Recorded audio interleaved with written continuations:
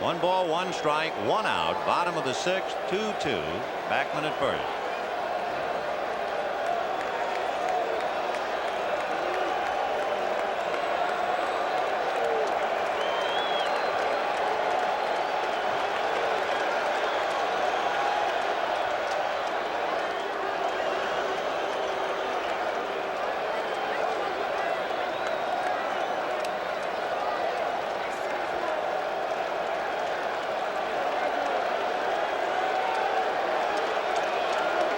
Backman increasing that lead a little bit and now retreats. On deck, Gary Carter.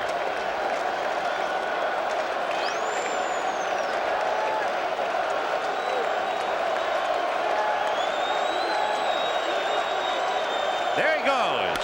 And there's a line drive base hit. Backman on his way to third. Henderson has to throw it into first.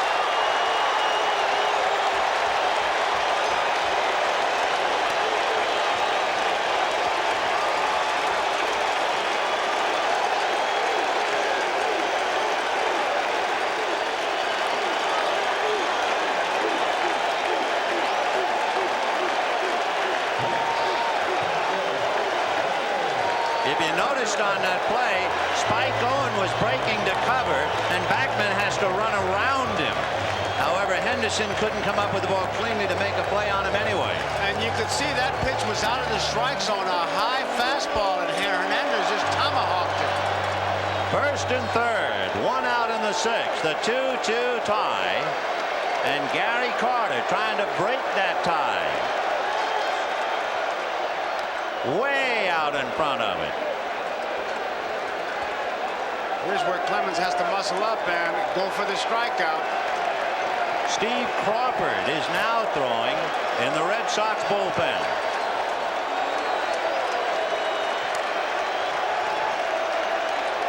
On 1. Fastball pop foul behind the plate and out of play. So Carter with perhaps his biggest at bat in the series right now. First and third, one out in the sixth, trying to give the Mets the momentum that the Red Sox had for the first 4 innings.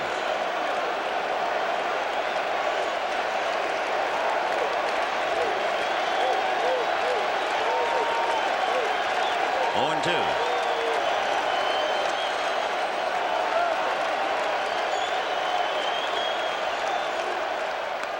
Got him looking outside corner.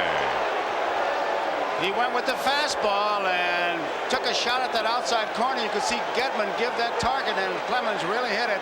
And there's the yardstick. What do you do with the man on third base in less than 2 outs? He needed the strikeout. Look at that glove. So now it's Darryl Strawberry front and center, and a frustrated Carter back on the pine. Strawberry has walked twice and stolen second twice. Ball 1. Strawberry has 4 hits in the series. They have all come with the bases empty. And now Buckner to the mound to talk to Clemens. The pitch that's gotten Clemens in trouble with Strawberry's been that high fastball. Darrell's been laying off that pitch. It's out of the strike zone, and he's walked both times.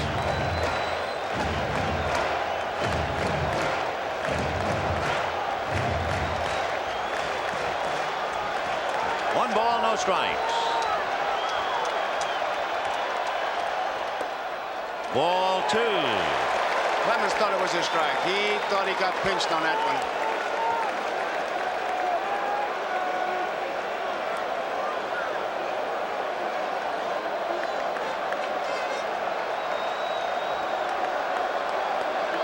Two balls, no strikes. Backman down the line from third. Hernandez away from first with 2 out. Fouled away. High fastball. That's the pitch he laid off the other 2 times. There's Hernandez and there's Backman. The big out, of course, Gary Carter caught looking for the 8th strikeout for Roger Clemens. 2-1. Foul back, fastball, 2-2. It was a curveball that got him in trouble with Ray Knight, and he has relied really on the fastball with Strawberry. And Knight, of course, kneeling on deck, almost in prayer. And Gary Carter thinking about a glorious but missed opportunity.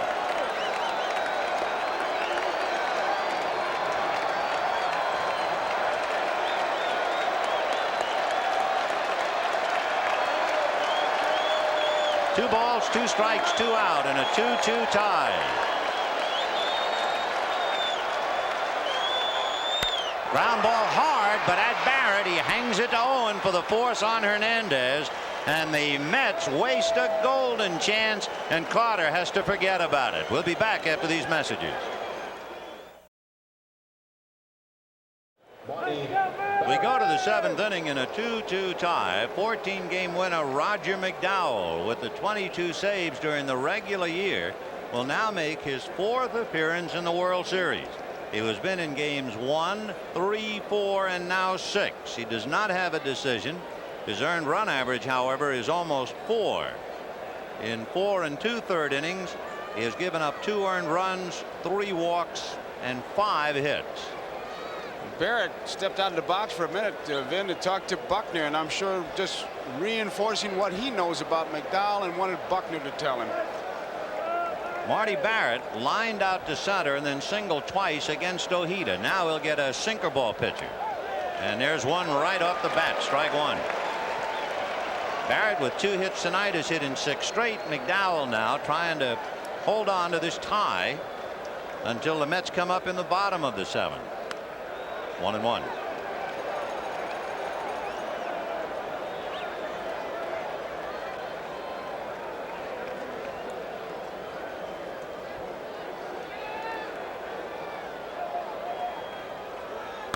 Fouled off, 1-2. Very interesting defense. Even though Knight is not guarding the line, he's dropped back. He's still playing Marty Barrett to pull. Yet you look at the outfield, the center fielder Dykstra is in right center field. Look at all that area in there. They're playing him to right field line. In the outfield, Knight's playing him to pull in the infield. The basic theory, I guess, you don't try to pull a sinker ball pitcher, but it is late enough in the game that if the hitter does pull him, you want to have somebody guarding against the extra base hit. 1-2 to Marty Barrett. Sinker, 2-2. It's to protect against that off-speed pitch is what Knight is doing, because if McDowell's got the good sinker, which it appears he does, he should get the ground ball either short or second. 2-2. And it's hit foul off first, out of play. 55,078. They're using the top half of the inning to lay back and recuperate. They have been hollering since right after the national anthem.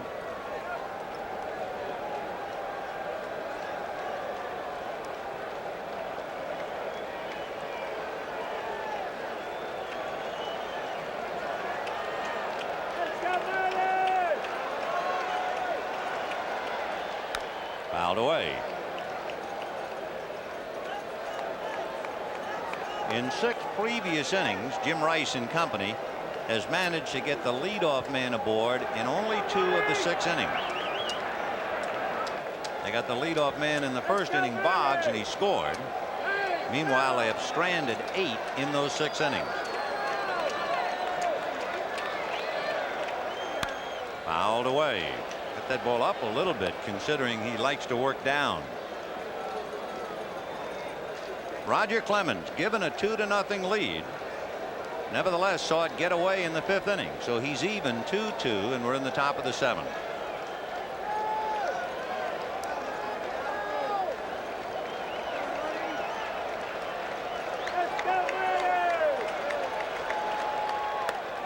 Just off the corner, 3-2.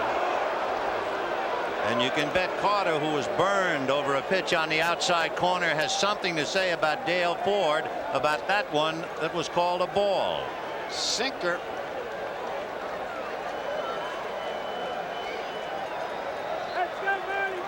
Three and 2 to Marty Barrett. And he lost him. Ball 4. So Barrett, with 2 singles and a walk, goes to first, and that will bring up Buckner, Rice, and Evans.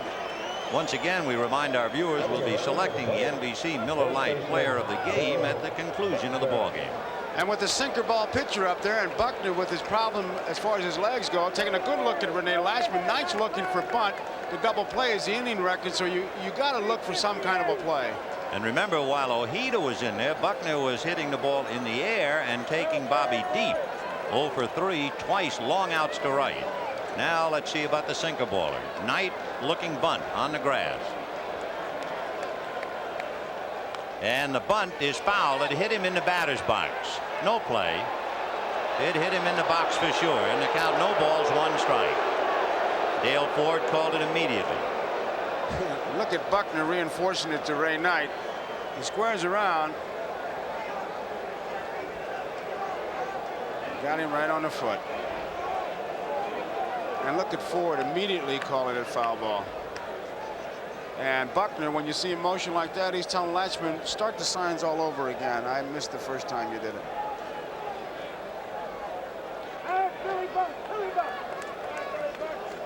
0-1, the count to Bill Buckner.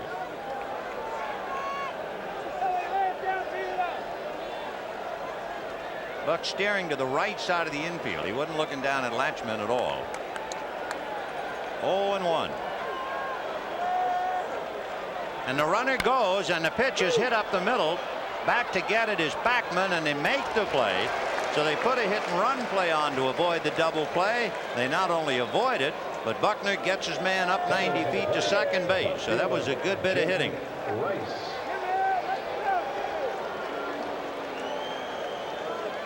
You can see Barrett looking back. He follows the ball, and Backman's play only to first base. It's his job to put the bat on the ball, and that's what he did. When he was looking, he was almost trying to, before when Vinny talked about it, like he was trying to check who was going to be covering. Usually the second baseman holds when the left-hand batter's up there. Well, here is Jim Rice with a chance to untie the score. 0-1. Rice walked in the first inning, struck out in the third, flied to right in the fifth. All of those at-bats were against the starter, Bob Ojeda. 1-0. Roller foul outside of third. 1 ball and 1 strike. For Rice, this is the 6th game of the World Series. This is only his 4th at bat in the series with a man in scoring position. It's really hard to believe when you stop to think what Marty Barrett has done. Well, how about Barrett? Every time you look up, he's on base 3 more times tonight. And as we had mentioned earlier, he hadn't scored a run in the series. Impossible. 1 ball, 1 strike.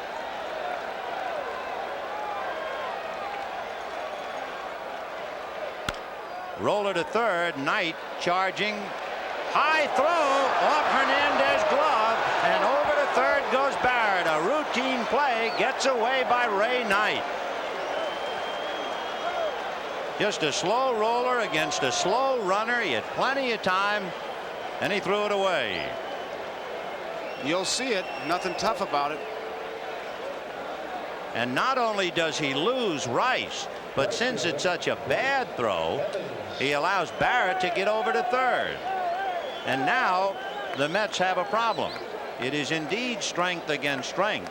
They're going to have a sinker ball pitcher against a low ball hitter, Dwight Evans. That ball just sailed right up and over Hernandez's glove. They had a meeting as to who would be covering, and you see Backman now talking to McDowell, pointing to the shortstop. They're still not sure. Backman just hollered in, but they are sure now. It's interesting that because of Dwight Evans' error, Ray Knight turned around to be the tying run. Now because of Knight's error, Dwight Evans has a chance to untie the score. The infield in double play depth. Evans doubled to left, flied to right, and walked. 2-2, top of the 7th inning. Big error by Ray Knight. Sinker, ball 1. Much like you have to lay off the high fastball with Clemens, you have to lay off that pitch that seems to be right about at your knees, because by the time it comes across the plate, it is out of the strike zone and a cinch ground ball if you try to pull it. And there it was. 1 ball, no strikes. Rich Gedman on deck. Missed again, and Carter can't believe it. 2 balls and no strikes.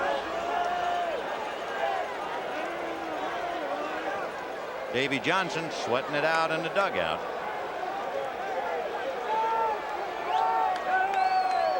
It was quite a mountain for the Mets to climb to get Clemens a 2-0 lead, but they climbed that one. There's ball 3, almost a wild pitch. He really overthrew that one.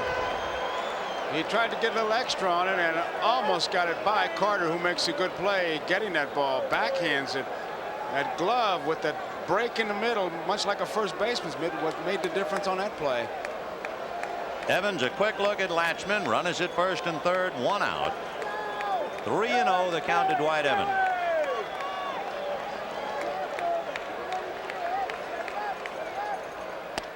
In there.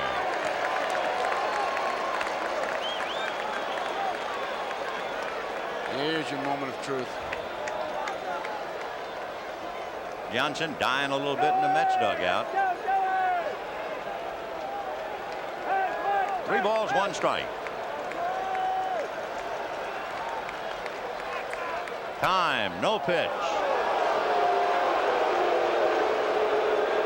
The plate umpires have allowed that to happen throughout the series, and that really is not the way the rule is in the book.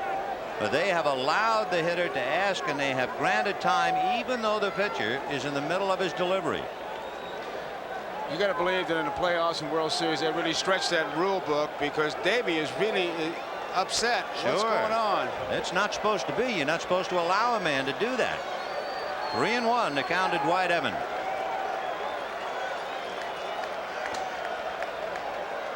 Foul back, 3-2. Now you have a decision, I guess, for John McNamara. Jim Rice doesn't have any speed, and he's talking to Walt Reniak at first. So we'll see if Mac puts a run and hit play on for Rice so that he could possibly have a chance to break up a double play. And McDowell wants to talk to Hernandez about coming over there perhaps and tying up Jim Rice. Rice is still not sure because he keeps looking at Reniak for confirmation. Usually the first base coach, he may have a word sign like maybe your first name or whatever. Now he's checking down at third base, looking around, but he had been staring at Reniak. McNamara played hit and run with 2 out in the second inning, and Bob's obliged. So we'll watch Rice at first. Barrett at third, 1 out, 3-2 to Evans, 2-2 in the 7th inning. Rice goes. Sinker is hit down to second. They can't get the double play. Safe at second, out at first. And the run is in. So that was the big play. Do you turn Rice loose or don't you? If he's not going, they get the double play. But he was going, and he was not only there, but safe. And the run is in. So the error gets even larger. Otherwise, the inning is over. He got the sinker in a good spot, and then you see Rice sliding in safe. And it's a decision that'll get lost in the box score. But McNamara, if it's a strikeout, it's a throw him out. But he makes the move, lets Rice start, and gets the big run. Watch Barrett scoring the tie-breaking run. So a key decision by John McNamara. And the Sox lead 3-2, and Gedman hits it foul. 0-1. In the inning, Barrett walked. Buckner grounded out. Barrett was going, and Buckner, throwing his bat at the ball, prevented a force play. Rice hit a routine ground ball that Knight threw away. That put runners at first and third, and McNamara had Rice going, and that turns out to be a big decision. And once again, that base on balls, just like it got to Clemens in the 5th inning with Strawberry, it gets McDowell here in the 7th. 0-1. 0-2. And for the first time, despite the fact he's been on base all night long and all series long, Marty Barrett finally scores a run, and it is a big one. Gedman, 2 fly balls and a strikeout against Bobby Ojeda. How many times in a ball game one pitch could make the difference? Boy, if he gets the strikeout, it's strike him out, throw him out. He gets the ground ball, and they get the run. 0-2. Sinker hit into the hole. Now they're going to wave Rice in. Mookie's got a chance to get him to Carter. He is out at the plate.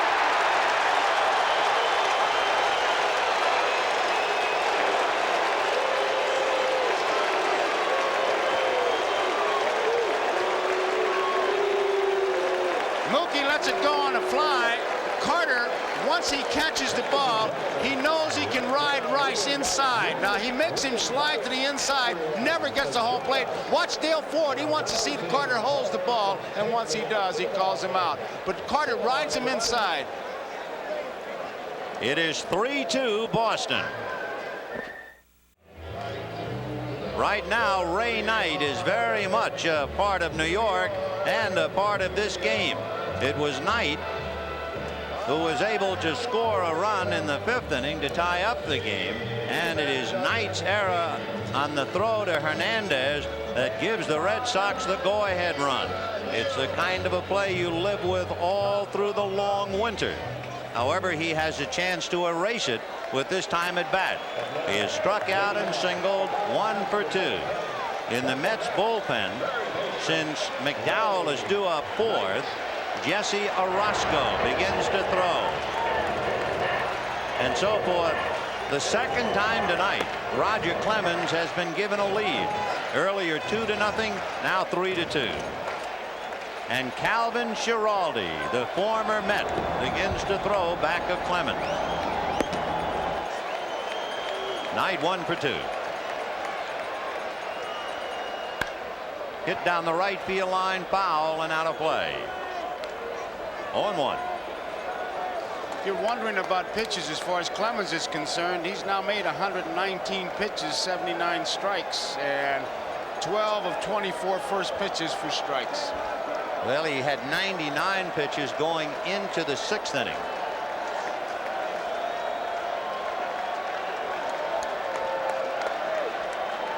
No balls, 1 strike.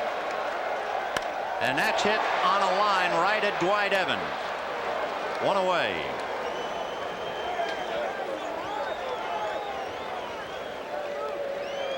Boy, the Evans and Knight connection is a strong one in this game. And Mookie Wilson coming up.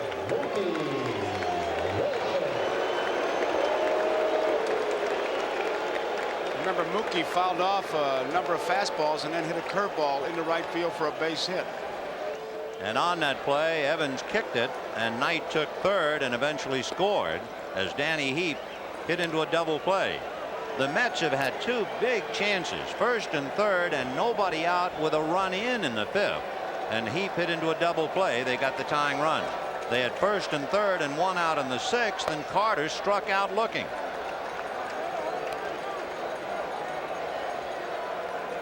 The Mets have not dragged 1 bunt towards Buckner at first in 6 games. That's really hard to believe. Yeah, it sure is.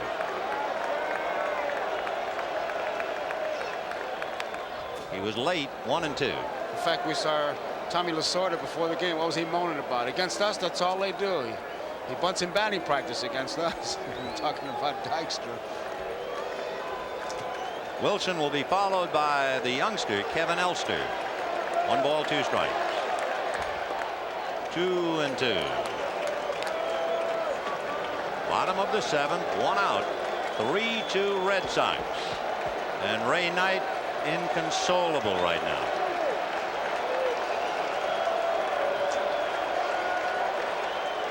Fouled away. Roger Clemens wears something around the neck. I don't know really what it is, but he has all kinds of problems keeping it tucked in there. 2 and 2. Ball 3 to Mookie. No curveballs yet.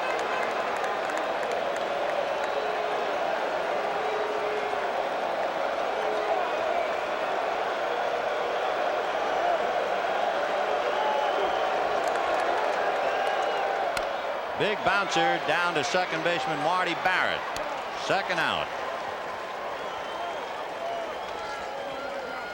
2 down in the 7th. Kevin Elster the batter. Roger McDowell due to follow him, but Orosco still throwing in the pen. Henderson, Owen, and Clemens are due up in the 8th inning for Boston. know, you look at your scorecard, man, and only one inning did the leadoff man get on so far for the Mets, and he was able to score. Clemens does a great job of, it seems like, making the other club hit with at least one out and trying to score. On deck, Lee Mazzilli comes out of the Mets dugout. So if there's a chance to hit for McDowell, Mazzilli will be the one to do it. So Kevin Elster. 4-1. Up. Excuse me. Late call for Dale. There was a good example of framing a pitch. You saw how Gedman caught it. He didn't catch it coming up. He really backhanded the ball. No balls, 1 strike. 0-2. It was a little more than a month ago that Kevin Elster got his first major league hit. Now here he is against the probable Cy Young Award winner of the American League in the 6th game of the World Series. 0-2. 0-1.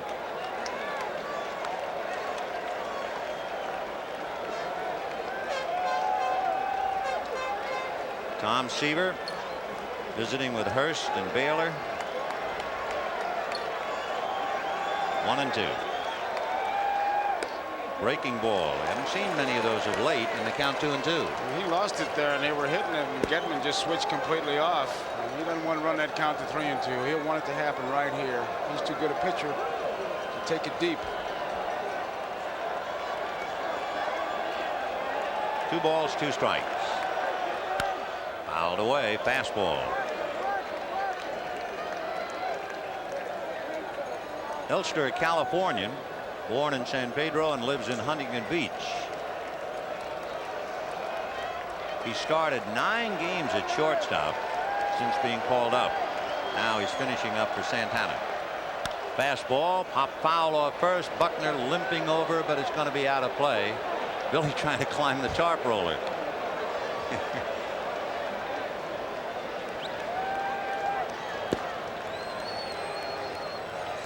Remember the way Gene Kelly did that dance and singing in the rain, 1 foot in the street and 1 on the sidewalk? That's the way Buckner's playing. You really come up with that. Buckner and Gene Kelly in the same sentence. Yeah, well, in that scene. 2 balls, 2 strikes. Kevin Elster. Fouled away. Buckner has changed yet again. Remember the other night he had 1 high top and 1 regular. He's back to 2 high tops. Tell you, he's leading this series in conversations. 2-2 to Kevin Elster. And it's a fly ball to right center. Henderson is there. So the Mets go quietly in the 7th inning. It's the first time they've been retired in order since the 4th. And at the end of 7, 3-2 Boston. Continuing a proud tradition, this is the 61st year Goodyear Blimp has appeared over a World Series game. And what a sight down below.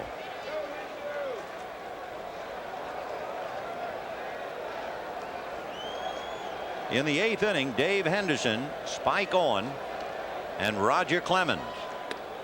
And Roger McDowell a strike. This will be McDowell's last inning since he is due to bat first in the bottom of the 8th. Henderson, 2 fly balls and a ground ball.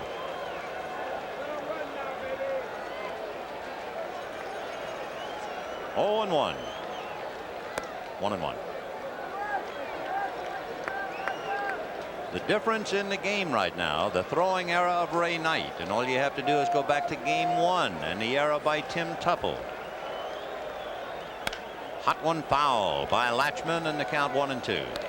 Well, what a difference in the swing that Henderson takes against a McDowell as opposed to Ojeda. Howard Johnson will probably be a pinch hitter waiting in the wings to go up against Roger Clemens. Remember, he hit a home run against Clemens when he played for the Tigers in '84. 1-2. 2-2. Meanwhile, young Dwight Gooden, all part of the growing process, the frustrations of pitching in postseason, 4 times walking away empty-handed. 2-2. 3-2. McDowell, remember, started the troubles in the 7th when he walked the leadoff man Marty Barrett. Now the leadoff man Henderson. The count 3-2.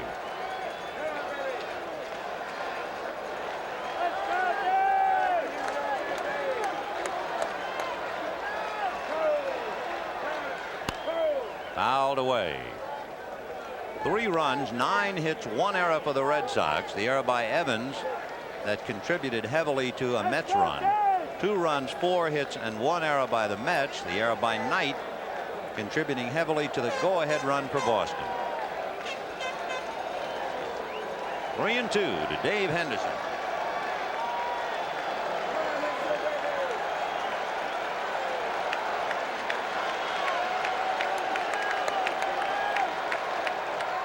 Line foul. Boy, that ball was up. That wasn't a sinker ball. That was not a Roger McDowell specialty. And Henderson really ripped it.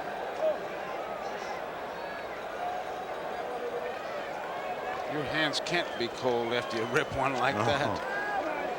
Remember when McDowell pitched in game 4, he worked 2/3 of an inning and gave up 3 hits and 2 runs. They hit him pretty hard. On the hands pull foul.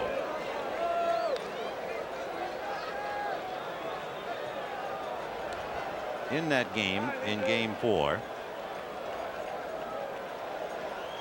Rice doubled, Evans and Gedman singled, and Henderson had a scoring fly ball for the 2 runs. 3-2.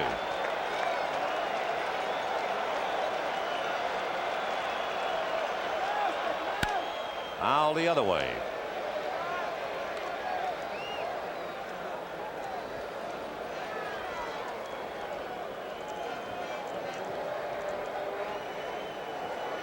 Stottlemyre and Johnson. They'll have a hitter for McDowell and Dykstra and Backman in the bottom of the 8th. Meanwhile, McNamara and Dwight Evans back to the lead again. Ground ball hard to Elster, up his arm and on out into center. That thing was hit hard and it ate him up. He looked like he was in great position and may have taken a bad hop at the last minute. We'll watch it, because he looks like he's ready right here. He's in good shape. He's not letting the ball play him, and look at it take the bad hop and go right off his arm. Now we'll wait for the verdict of the 3 scorers.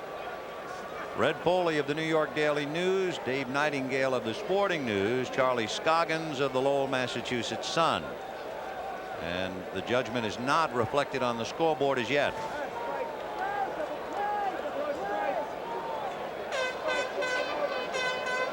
The one thing for McDowell, he's not very lucky tonight, and it's now going to be flashed a hit. So the bad hop single off the left arm of Kevin Elster.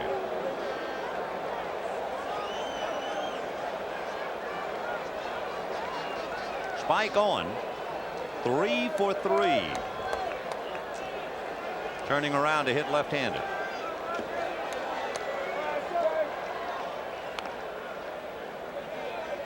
Owen will be followed by Roger Clemens. Owen during the year hit less than $150 against right-handers in the American League. He hit 138. So they have him bunt, and it's a good bunt. McDowell makes the play, and down to second goes Henderson. Clemens is being called back, it seems like. They are going to the bench, and Mike Greenwell will be the hitter. Show you how long ago it was when the Red Sox won a World Series.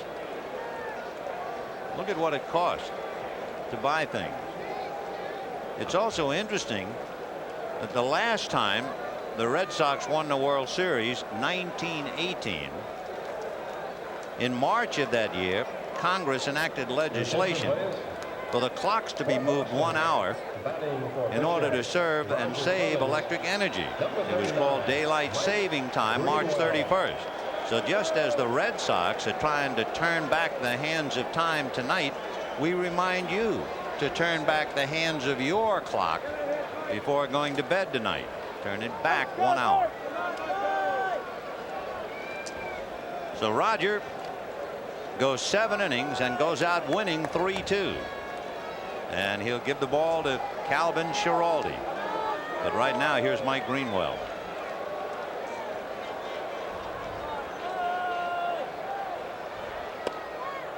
Strike. Greenwell has had 2 at-bats in the series. One other when he walked. 0-1 to Mike. Good breaking ball. Boy, they really broke that one off. And had it in a good spot, low and inside. There was nothing Greenwell could do once he had made up his mind to swing. I wonder if he hit his ankle, the right ankle. It was way out of the strike zone, and Gary Carter did a good job blocking it. 0-2 the count to Mike Greenwell with Henderson at second, 1 out in the 8th, 3-2 Boston.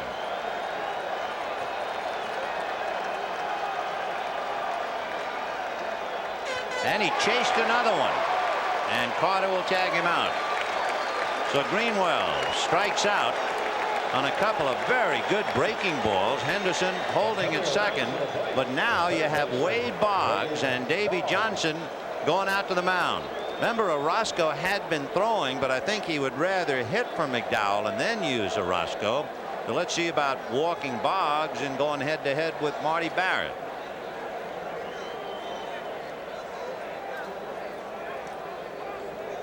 There's Orozco just sitting quietly on the bench, number 47.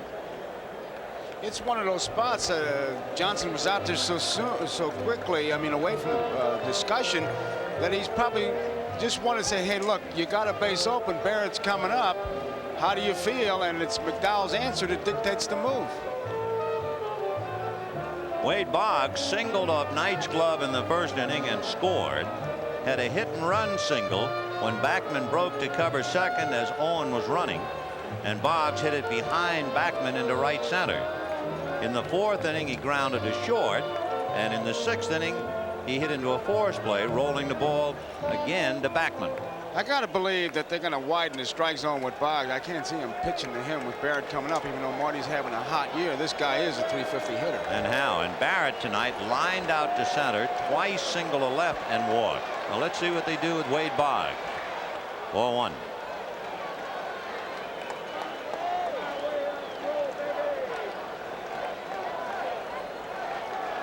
(3-2) Red Sox. Top of the 8th, 2 out.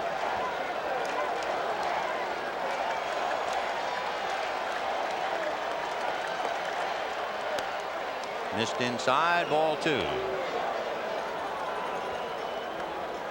They're going to put him on. He got to, huh? I would think. I don't know why they'd fool around with him at all. Well, they thought maybe he chased that real bad ball. Once he got him 2 balls and no strikes, they'll put him on. The Major League's leading hitter? Well, you take a chance. I mean, you don't know. Sometimes in the World Series, funny things do happen, and maybe he would chase that first bad ball and the second one, but now with 2 balls and no strikes, you can't afford to take a chance. No, indeed. So Boggs goes to first. Henderson is at second, and with 2 out, here's that man Barrett again. Every time you look up, Marty Barrett is right in the thick of it. He scored the go-ahead run in the 7th inning when he led off the inning against McDowell and walked. He's had 2 singles, and the one time they retired him, he hit a line drive right at Lenny Dykstra in center field. Did you see that average? It's like a playground average. 458. Henderson at second, Boggs at first, and here's Barrett. 4-1.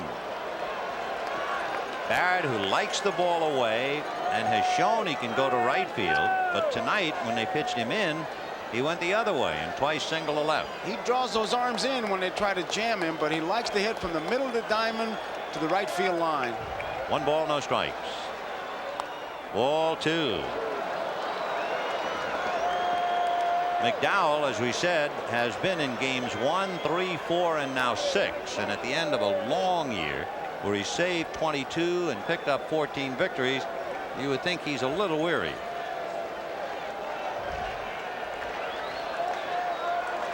Two 2-0 to Marty Barrett. Now he's really in trouble. 3-0. And on deck, Bill Buckner.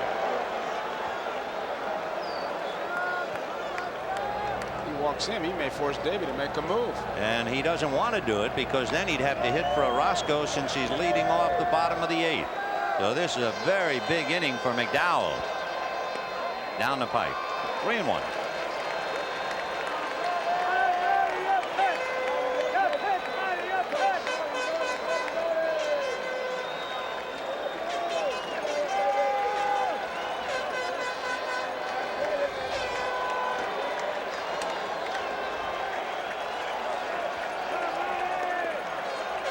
And he's way outside to load him up. Now let's see if that forces Davy Johnson's hand and ruins his strategy. Do you blow everything? Well, he can't afford to wait, evidently. Will he make 2-for-1 switch? Well, the last man to make out was his shortstop, but he's already used Santana. So Johnson almost forced here because of the bad hop single and then this walk, and he has to bring in Orozco, and he hates to do it. The whole idea was to hit from McDowell and have Orozco pitch the 9th inning, but he can't do it. Jesse Orozco is forced into the game at this juncture to get Bill Buckner for the 3rd out because the Sox, leading 3-2, have loaded the bases. Orozco, a 3/4 style pitcher who will drop down against left-handers. Pretty good fastball, a very good slider, and he's even throwing a few split-fingered fastballs. He comes from first base when he's sidearms, especially with the breaking ball. He'll back you out of the box, which is what he did to Buckner when he faced him before. Orozco won 3 times in the playoffs against Houston. He won games 3, 5, and was the winning pitcher in Bobby Ojeda's game 6. So here is Buckner with the bases loaded, 2 out in the 8th, 3-2 Boston. Henderson, Boggs, and Barrett out on the line. High fly ball. Dykstra has it under control. 1 pitch for the big out, and 3 are left. And at the end of 7.5, 3-2 Red Sox.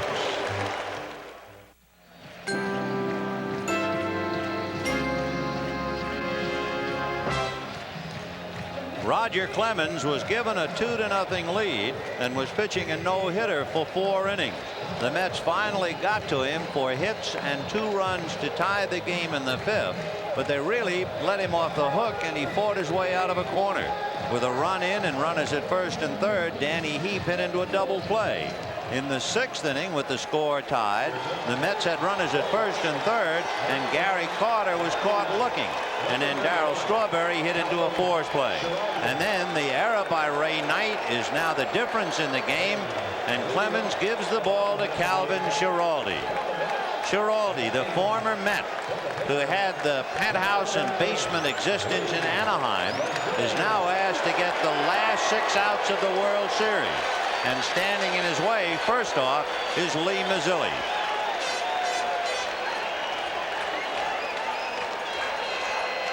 Mazzilli followed by Dykstra and Backman. The Met pinch hitters are 0 for 5 in the series.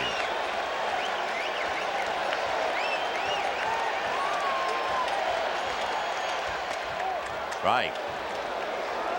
And there you saw his best pitch right there, his fastball. He just comes in and fires. Bottom of the 8th, 3-2 Boston. Mets desperate to stay alive in the game and in the series. Time called for a moment.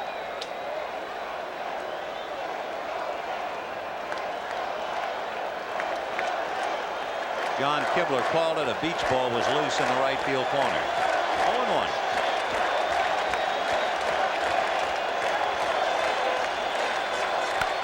Slicing fly ball. Rice in pursuit. It'll curl foul and out of play. Down in the Mets bullpen, right-hander Rick Aguilera is loosening up. Aguilera was up very early and now very late.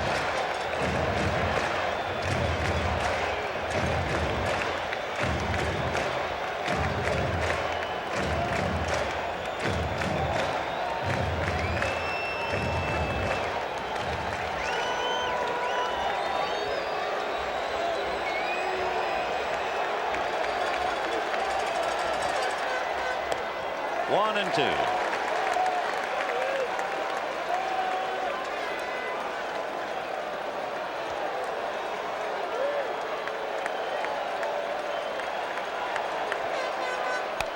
Another slicing foul off third down the line in the crowd, and it's still 1-2. The prime requisite of the relief pitcher is to throw strikes, and you're watching Schiraldi just look down, get a fastball sign from Gedman, and just put everything he's got behind it. Schiraldi has a save in the series, but prior to tonight, he is certainly well rested for this performance. Fastball full to the hole, base hit into right field for Mazzilli. The tying run is aboard.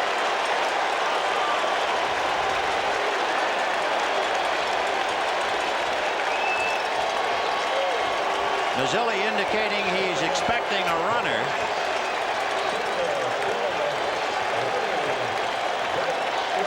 The runner is not coming yet, if there's going to be one at all. This crowd has reason to cheer. 39 times this year the Mets came from behind to win. And remember, they set a Mets record of 55 victories at home. And Mazzilli, after questioning Johnson, got the answer, you're the runner.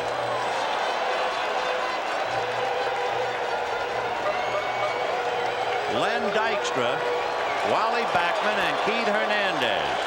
The Red Sox are looking bunt. Dykstra has struck out twice, grounded to short against Clemens.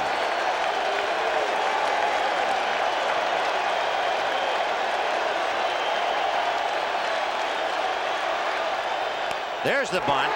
Schiraldi's going to go to second in the dirt. Everybody's safe.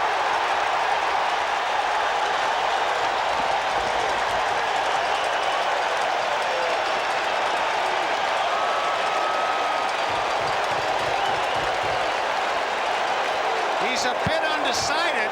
His only play, first base, he throws a sinker.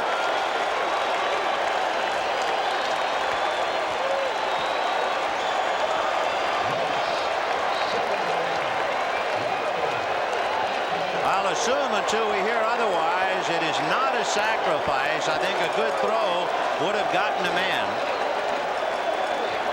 So we'll double check. Okay, they'll make it a sacrifice. And then the error allowing Dykstra to reach first.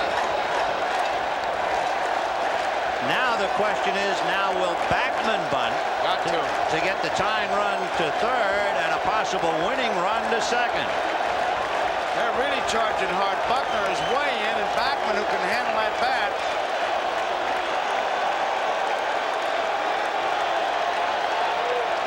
Backman struck out, fly to left, single to the hole at short on a smothering backhanded stop by Spike Owen.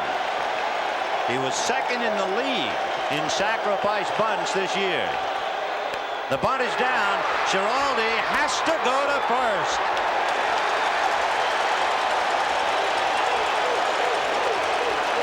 He would have had to play at third, but Boggs had to come in because of Backman, and therefore could not get back to the bag in time, with Mazzilli coming down to third, and Schiraldi's only play was to first. The bunt comes right back to Schiraldi. Now he looks at third. He's got to play, but luckily he doesn't throw because Boggs couldn't get back. And he makes the one sure out. Now look where Boggs is, and that's the key to this play. He starts in and says, I better get back, but Schiraldi sees he's not back to the bag and wisely goes to first. One out, second and third.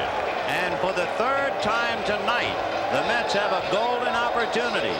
Stanley and Sambito are throwing in the Red Sox bullpen. Hernandez and Carter are due up.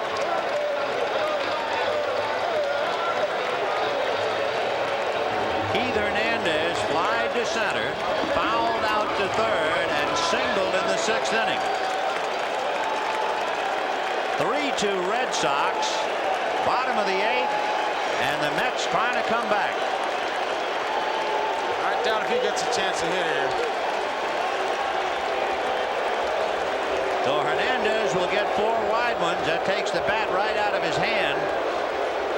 And Gary Carter will have his second golden chance. You remember Carter in the 6th inning with the game tied had runners at first and third and was called out on strikes. In a moment he'll be coming up with the bases loaded and 1 out. And the chant, Gary, Gary, and the people are up. And Shea Stadium is a madhouse.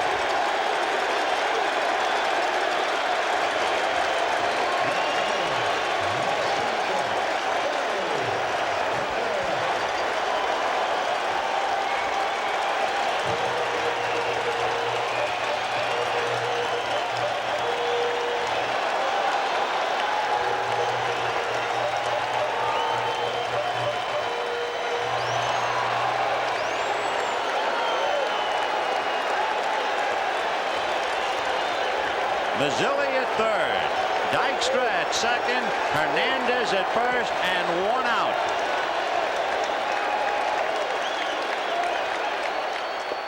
Ball 1.